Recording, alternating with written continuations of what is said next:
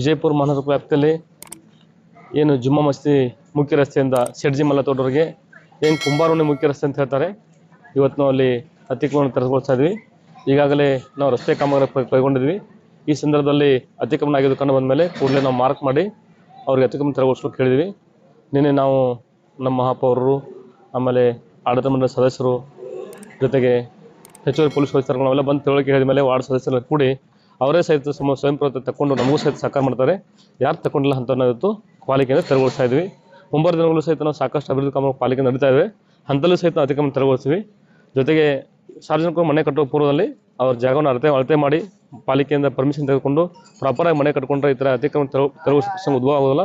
ಇನ್ನು ಮುಂದೆ ಸಾರ್ವಜನಿಕರು ಸಹಿತ ಈ ಥರ ಸಹಕಾರ ಮಾಡಿ ತಮ್ಮ ಪಾಲಿಗೆ ತಾವೇ ಅತಿಕ್ರಮಣ ತೆರವುಗೊಳಿಸೋಕೆ ನಾನು ಕೇಳ್ಕೊತಾ ಇದ್ದೀನಿ.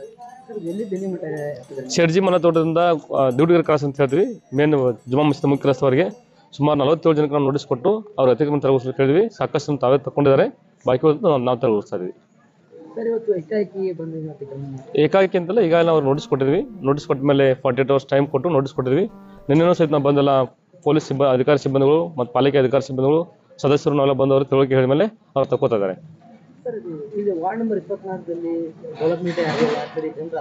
ಇಲ್ಲ, ಸ್ವಲ್ಪ ಡೆವಲಪ್ಮೆಂಟ್ ಸಹ ಪ್ರಾಪರಾಗಿ ಆಗಿಲ್ಲ ಮತ್ತು ಸುಮಾರು ವರ್ಷದಿಂದ ಸಹಿತ ಭಾಳ ಡೆವಲಪ್ಮೆಂಟ್ ಆಗಿಲ್ಲ.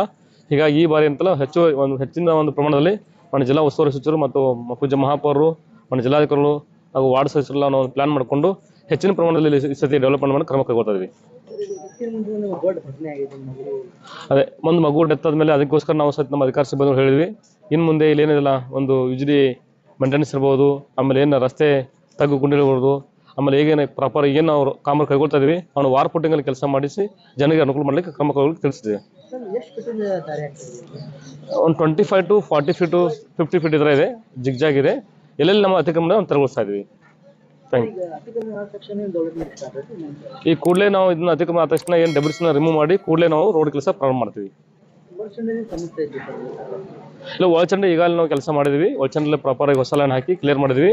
ಏನು ಇದು ಓಪನ್ ಡ್ರೈನ್ ಇದೆ, ಓಪನ್ ಡ್ರೈನ್ ಸಹಿತ ಕೆಲವೊಂದು ಕಡೆ ಡ್ಯಾಮೇಜ್ ಇದೆ, ಅದನ್ನು ಸಹಿತ ರೇಸ್ ಮಾಡಿ ಅಲ್ಲಿ ಸ್ಲ್ಯಾಬ್ ಹಾಕಿ ಜನರಿಗೆ ಓಡಾಡಲಿಕ್ಕೆ ಅನುಕೂಲ ಮಾಡಿ ಕ್ರಮ ಕೈಗೊಳ್ಳಿ.